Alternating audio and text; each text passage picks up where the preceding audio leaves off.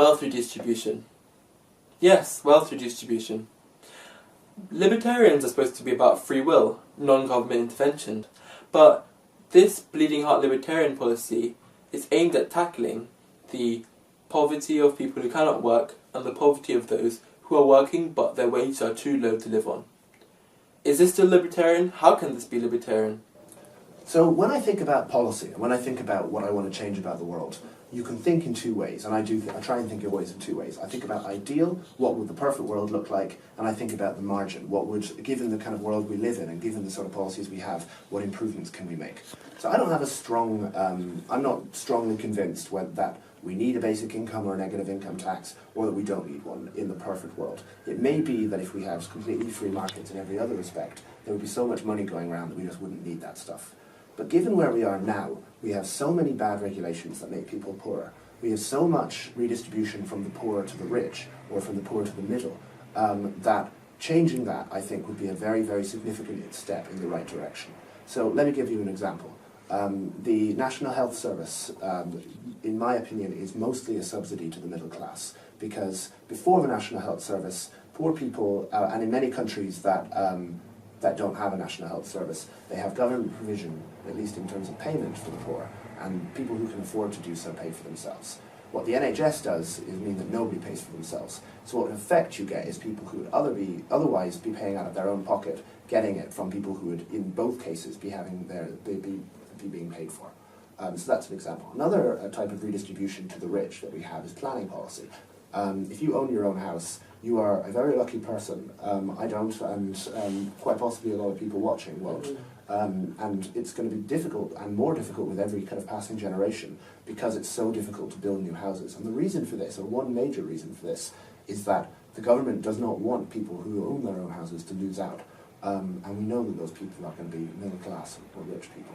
So those are two redistributions to the middle that we have. Now, most libertarians, when they talk about things like school vouchers or health insurance to replace the NHS, that is wealth redistribution. If the government's paying in any way, that's redistribution. What I want is the simplest and least coercive or least paternalistic form of redistribution, which is just give people money and let them make up their minds for themselves how they want to spend it. So that's what's led me to think that a basic income, maybe I'd have it in my perfect world, maybe I wouldn't have it in my perfect world, but we don't live in my perfect world. Given where we are now, the best steps would be to get rid of the redistribution to the rich and the middle that we have, and make sure that the only people we're supporting through the state is the poor. By paternalistic, just for our readers' clarification, what do you mean by that? Do you mean like government? So by paternalism, I mean the government acting as a father, telling you what you should and shouldn't do for your own benefit. So when the government tells me that I'm not allowed to take drugs, that's paternalism. It's not doing it for the safety of other people, it's doing it for my own good. I don't think we should have fathers and mothers telling us what to do when we turn 18. That's for children, but for adults, you should be able to make our own choices. And that applies, in my view at least, to economics as well. It might be unwise for me to not buy health insurance if I can afford to do so in a kind of more free market system than we have now. But I think that each person knows better about their own circumstances than the government does and than the government can. And for that reason, and most people are not self-interested in a kind of ruthless sense, but they're self-interested in the sense that they don't do things that are actively stupid and are actively going to make their lives worse. They usually try and make their lives as good as possible. And that's why I want to give people as much freedom to spend their money in the way they want to as possible, but also to get to actually give them money if they don't have money, because they're not productive in other ways. I don't know, I would call it I call it welfarist, basically, welfarist, which is the idea that the reason I like freedom is because it tends to make people better off. It tends to allow people to do what they want with their own lives more. And in my opinion, the world we want, the best world, is the one in which the most number of people can do the most things they want to do. So that obviously includes getting rid of laws that stop them from doing things they want to do, stop them from moving around from country to country, stop them from taking drugs, and so on.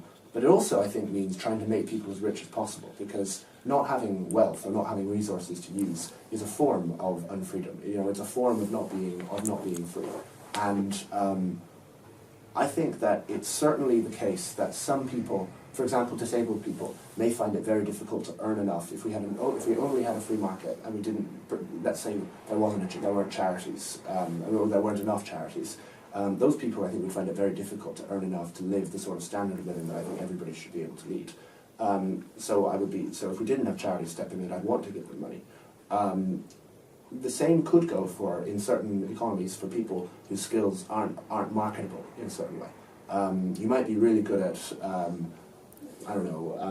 doing, let's take lawyers. Lawyers right now are very highly paid, and if you're born with the skills that a lawyer has, that's great.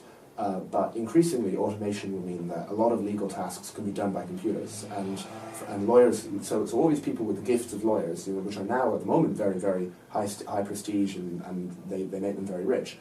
Future people born with those skills might not be able to be rich at all, and in fact, they might not be able to earn very much money at all. And if those people, those kind of future lawyers, end up just taking home such a small amount of money that they're living in they have a terrible life, then I do think it's accurate to say they're not free.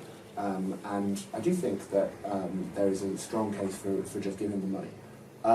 But the libertarian argument, I've always thought, it doesn't really tell us that. It's not really that government, it sort of concludes that government shouldn't intervene in the economy. But it doesn't start there, or it shouldn't start there. It should start from the position that everybody's an individual, and everybody knows more about their own circumstances than other people do, and than the government does, and so on. And that's why government intervening tends to not go very well, because the government just doesn't know that much.